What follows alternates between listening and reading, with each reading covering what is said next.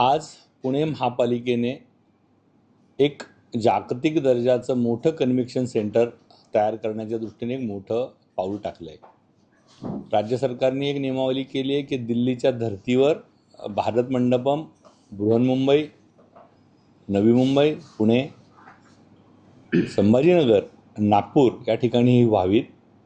त्यात सर्वात पुढे पुणे आहे। आज पुण्याने यात रिझर्वेशनच्या जागेवर रिझर्वेशन अशा प्रकारचं एक धोरण मान्य केलं।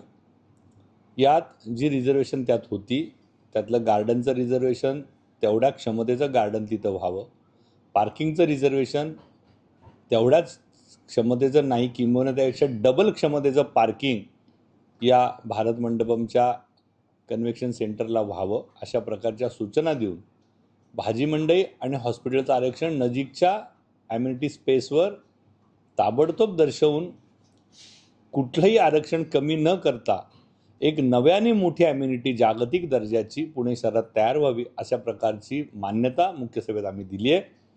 यात 30,000 लोकांच्या क्षमतेचं एक मोठं सभागृह, ज्यात इंटरनॅशनल कॉन्फरन्सेस होऊ शकतील, मोठमोठी प्रदर्शनं होऊ शकतील, मोठमोठ्या सभा होऊ शकतील, राजकीय पक्षांच्या सभा होऊ शकतील, मोठे कार्यक्रम ज्या आज आपल्याला मिळत नव्हते ह्या सगळ्यांना एक मोठा AC हॉल, काही एकरांचा 30,000 लोकांच्या क्षमतेचा AC हॉल एका जागेवर सर्व सुविधांनी युक्त हा तयार करण्याच्या दृष्टीनं आम्ही हा प्लॅन केला आहे।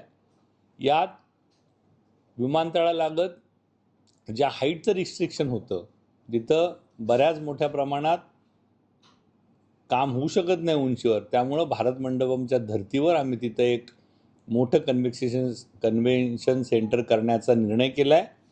आणि मला माहीत आहे की ज्यावेळेस बालेवाडीसारखं एक स्टेडियम आपण बांधलं आणि त्या एका बालेवाड्याभोवती बाणेर बालेवाडी नावाचं सगळं नवीन शहर विकसित झालं, असाच ह्या कन्व्हेन्शन सेंटरमुळं लोहगावचा राहिलेला जो विकास होता त्याला खूप गती येणार आहे आणि त्या भागात मोठ्या गतीनं विकास होण्यास यात मदत होणार आहे।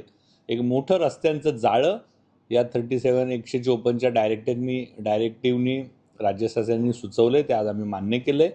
आणि त्यामुळं मोठे रस्ते, मोठा प्रकल्प, अत्याधुनिक प्रकल्प आणि पुणेकरांसाठी हक्काचा प्रकल्प आज मान्य करण्यात आम्हाला यश आलं।